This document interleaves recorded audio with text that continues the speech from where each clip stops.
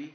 when the evidence in the case raises a question whether a defendant was in fact the criminal actor and necessitates your resolving, your deciding any conflict or uncertainty in the testimony on that issue, you consider that the burden of proof is on the prosecution with reference to every essential element of the crime so charged, and this burden includes the burden of proving beyond reasonable doubt the identity of the defendant as the perpetrator of the crime charged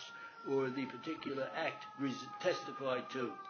The weight of the evidence is not necessarily determined by the number of witnesses testifying on either side. You should consider all the facts and circumstances in evidence to determine which of the witnesses are worthy of greater credence. You may find that the testimony of a smaller number of witnesses on one side is more credible than the testimony of a greater number of witnesses on the other side.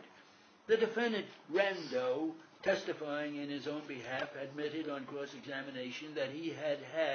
in 1990, been convicted of possession of a stolen car. He explained, as I recall it, that he was merely moving the car from one side of the street to another to somebody when he was arrested. He later pleaded guilty to the charge of possessing a stolen automobile with knowledge it was stolen. The rule with respect to his conviction is that such conviction may be considered by the jury only insofar as it may affect Rando's credibility as a witness, but must never be considered as evidence of guilt of the crime for which Rando is here on trial. Some special instructions concerning the credibility of Paul Wright